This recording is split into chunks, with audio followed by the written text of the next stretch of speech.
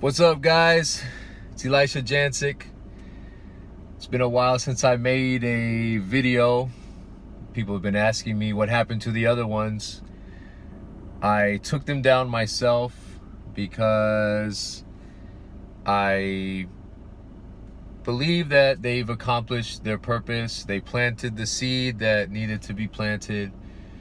And to remove myself from the toxic situation was the most important thing for me, and to have faith that it's all gonna work out the way it should. I was making videos before the lockdown especially, and I was talking about mental health. Those videos, if you've seen them, I was talking about being more I guess more intentional about my relationships, keeping in contact with people. I tend to be more on the business side. If we're making money or we're working together, then this is like who I'm in the trenches with.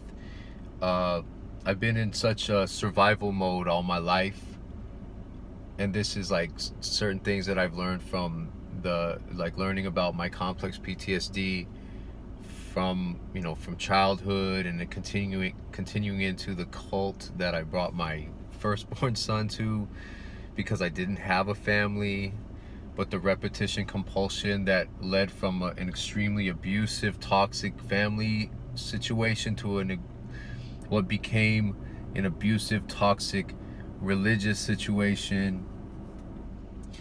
Like I thought, okay, I'm done with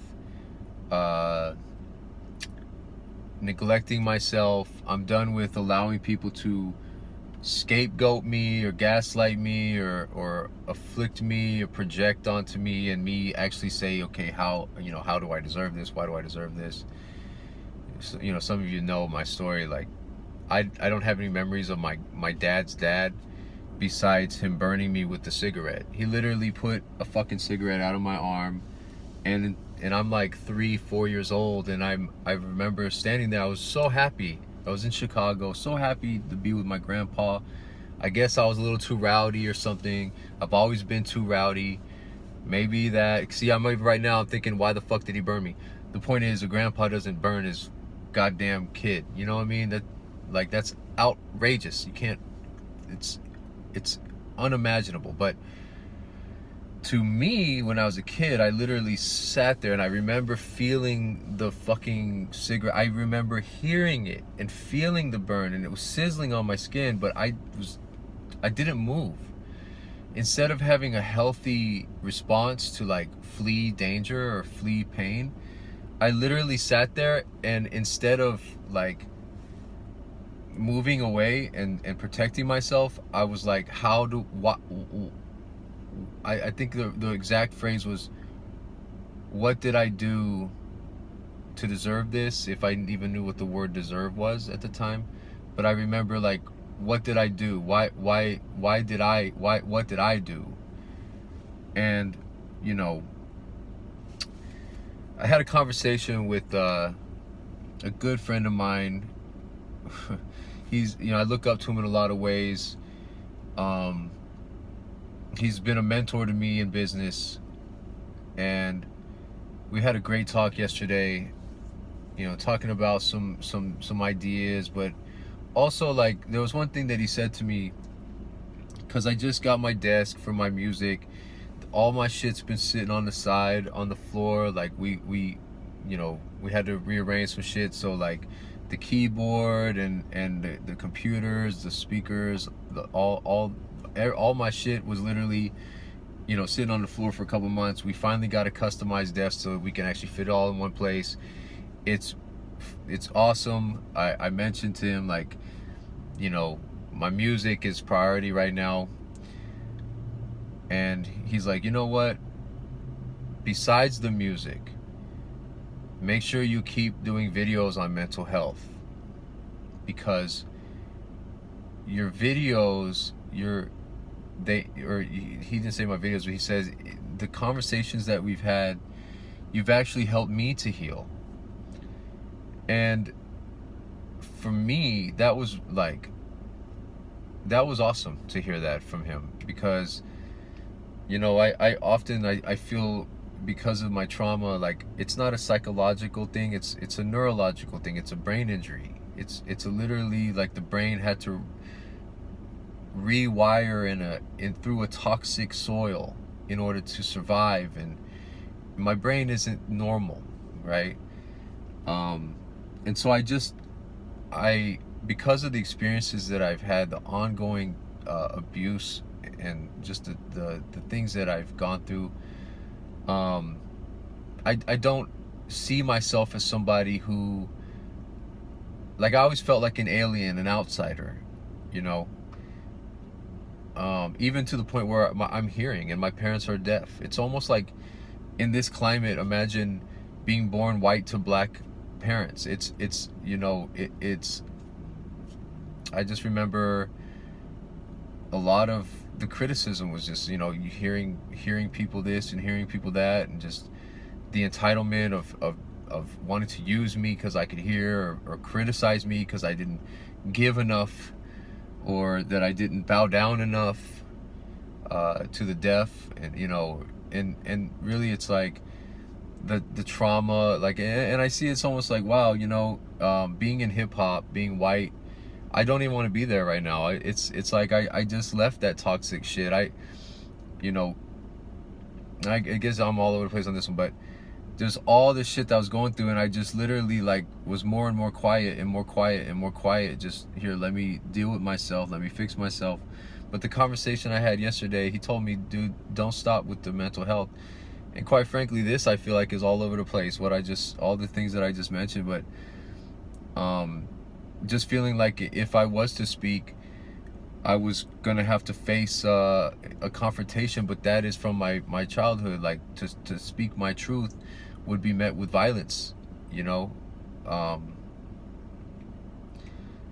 but that's not the reality of where we're at, like, it's gonna be all right, what I'm saying? So repetition compulsion has had me tend toward isolation, tend toward just doing my own thing, but at the same time forfeiting the blessings of actually being a part of a family, or whatever it is. And like, I'm working on the music,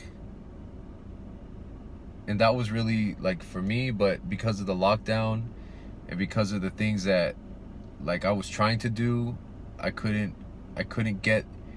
There was so many moving parts, and a lot of systems were shut down, companies, businesses, people were scattered, people were going through their own shit, people have their own things going on, and all of a sudden, the very thing that I was trying to put together, it couldn't be put together based on me. It depended on too many other people and too many other factors. And I told Lindy, like, let's go all in on the music, because that's the one thing that we can package, that we don't need a supply line.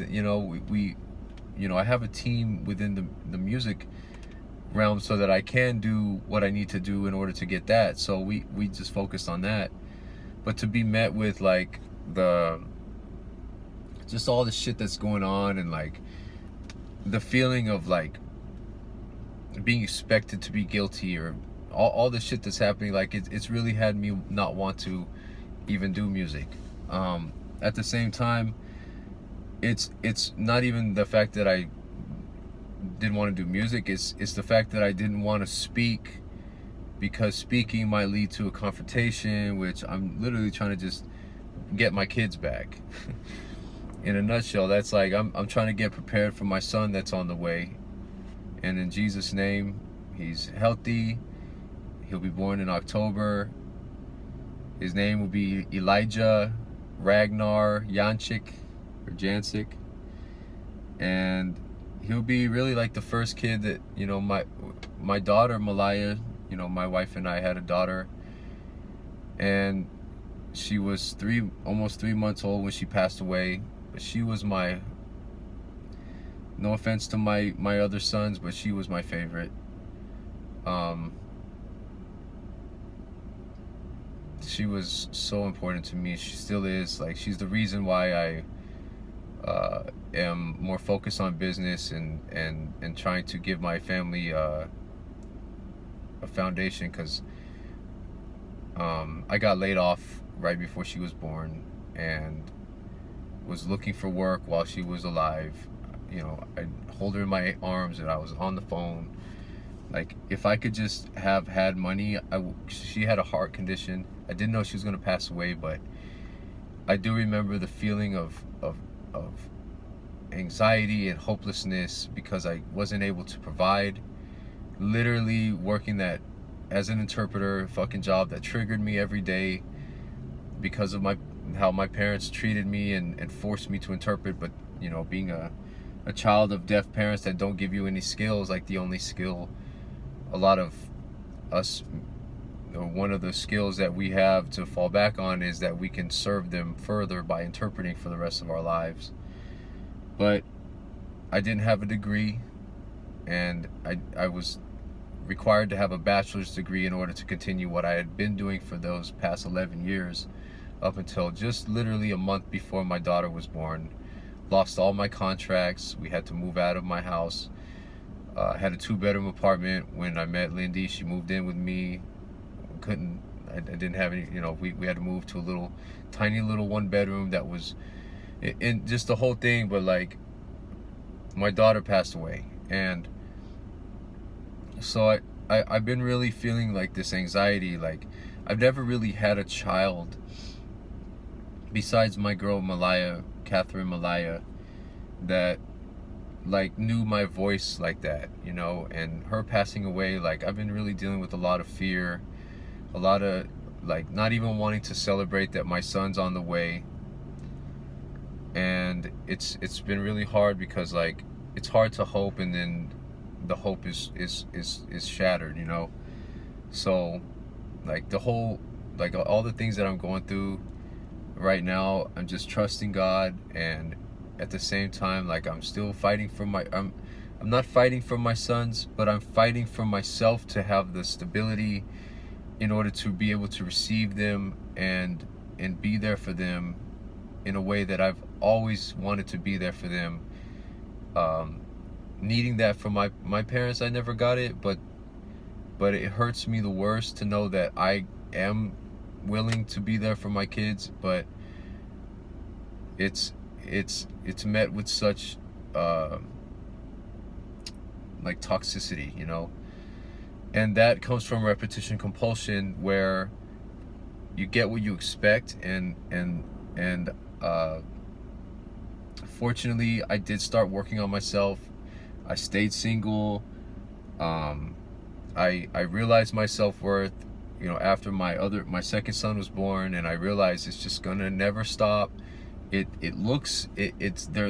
totally different women, but it's exactly the fucking same, because the repetition compulsion within me, it takes the burden and it carries the burden, and it gives power to those things that are familiar. And that's why I got I just sold my other bins. I'm selling this one. But I got these literally because I never took care of myself. I was 19 years old, making $1,000 a week. I spent it all on you know, business books and fucking like different kind of opportunities. I don't regret it, but at the same time, I did have enough to take care of myself. I only got like fucking like, you know, 1985 and a 1983 diesel Mercedes. Those are the two cars that I bought. It didn't even have fucking air conditioner in Southern California. I was so stupid. Like, not stupid, I have a brain injury, right? So I didn't allow myself to have a nice car, right? But so fortunately, you know, with Lindy, it's not perfect. It's been tough through this whole shit, but I'm with somebody who truly, you know, cares about me, loves me, understands me, she doesn't see me as evil. She believes in me, and it's helped me to kind of make sense that, okay, it's repetition compulsion as I'm around people like her, people that are going to treat me with respect. Like, those types of things have really helped me to have a different kind of repetition compulsion. Like, I bought these cars so that to know, like, this is the fruit of my accomplishments, and I'm actually going to be taking the risk to enjoy it. Like, I guess, if you can say that, because in my mind that's what it is, right? It's selfish. It's something that could be, it's outside the norm of comfort. But I'm on this new chapter in my life where, we have a 4Runner. We're just gonna fix it up. I'm selling this car. I sold the other one. Focusing on music, and not worried about what people think, not worried about what people say or how they might react or to me living my truth. Just doing it. And my goal is to surround myself with people like me, people that have a desire for something better, people who are not gonna just give up even though they feel like it. And I really want to like create connections with people. And I know that I'm not going to be able to do that if I continue doing what I've always done, which is just be isolated and work on my craft or work on my business or whatever. So I guess this is the first of those videos. I'm at the park. I'm about to go do a little workout, and just to keep my mind healthy. But I'm doing this, and I'm gonna have a structure, I guess. When it comes to me, it's hard for me to talk about me. It's easy for me to talk about other things and whatnot, but when it comes to me, it's just like I just expect that people don't listen or don't care, or like I'm gonna turn them off or whatever. So I just don't try. But it was really encouraging hearing David, my boy, talk about, dude, stick to the mental health stuff. And most important to me is like creating connections with you guys. So I guess the next thing I'll do is I'll show you guys what I'm working on my music. Maybe we'll have a talk. Maybe I'll ask Lindy to hop on with me. But I do feel like, it was a blessing that when he said that, like it really encouraged me to feel like, the more isolated I feel, like imagine how many other people are feeling isolated too. And I'm doing these videos so that we can create connections and just be surrounded with safe people, that can be a blessing to our lives. And just to share the journey with you from right now, where I'm at is like literally restarting my whole life. And we just got the desk so that we put all our music together, back together. I have a custom desk for my keyboard, so now it's not all sitting on the side. All my music equipment's all in one place, and I'm excited to share the journey with you guys. So if you guys want to keep in connection, if you guys want to get the notifications, just hit the like button, subscribe, share, and hit me up in the comments. I'm all over the place on this one. So, but if anything I said, like, if you guys appreciated it, just let me know. If you guys want me to talk about something related to mental health, let me know. If you have something to share, put in the comments. And God bless you guys. I'll see you on the next one.